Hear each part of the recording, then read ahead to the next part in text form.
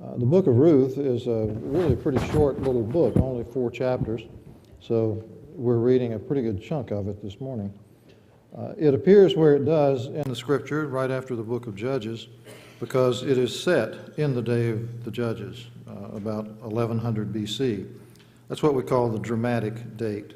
The date of composition is certainly much later than that.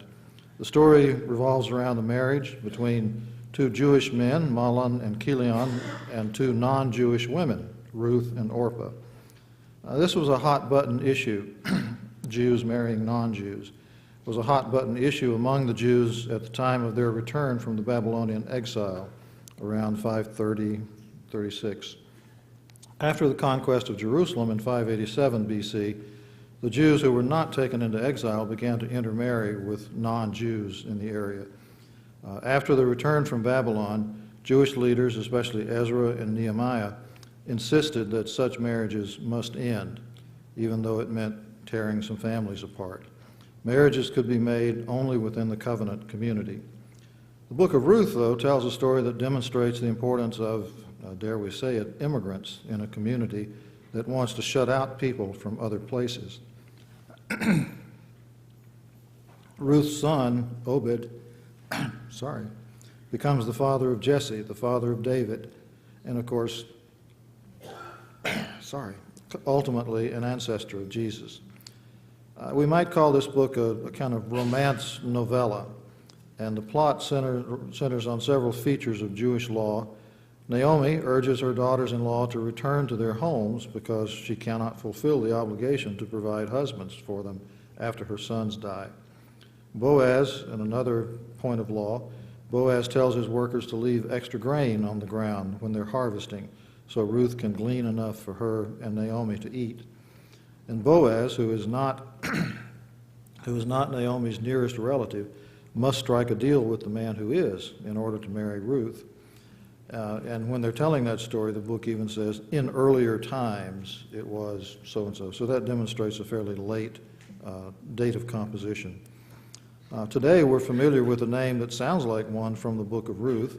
Oprah Winfrey's mother wanted to give her daughter a biblical name. She chose Orpah, and that's how it appears on Ms. Winfrey's birth certificate. But early in her childhood, her family began to call her Oprah. It just was easier to pronounce. She says she's glad they did because Oprah spelled backwards is Harpo, which is her production company. She says she's not sure. She says she's not sure what she would have done with Orpah spelled backwards. At any rate, reading now from the book of Ruth as it's printed in your bulletin.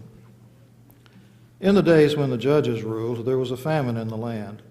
So a man from Bethlehem in Judah, together with his wife and 2 sons, went to live for a while in the country of Moab. The man's name was Elimelech. His wife's name was Naomi, and the names of his 2 sons were Mahlon and Chilion. They were Ephrathites from Bethlehem, Judah, and they went to Moab and lived there.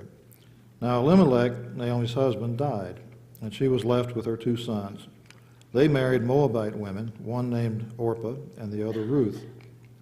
After they had lived there about 10 years, both Mahlon and Chilion also died, and Naomi was left without her 2 sons and her husband.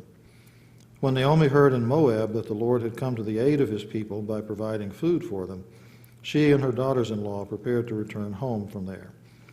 With her 2 daughters-in-law, she left the place where she had been living and set out on the road that would take them back to the land of Judah.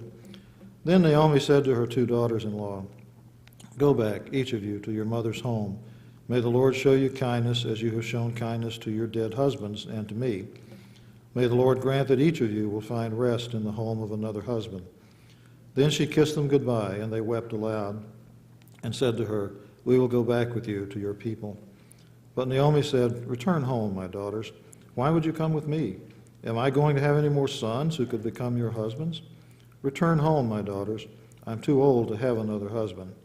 Even if I thought there was still hope for me, even if I had a husband tonight and then gave birth to sons, would you wait until they grew up? Would you remain unmarried for them? No, my daughters.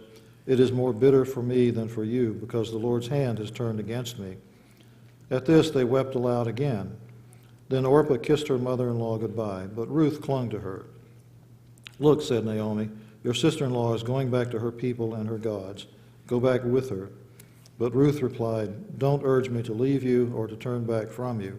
Where you go, I will go, and where you stay, I will stay. Your people will be my people, and your God, my God. Where you die, I will die, and there I will be buried. May the Lord deal with me, be it ever so severely, if even death separates you and me." When Naomi realized that Ruth was determined to go with her, she stopped urging her. So the two women went on until they came to Bethlehem. When they arrived in Bethlehem, the whole town was stirred because of them, and the women exclaimed, "Can this be Naomi?"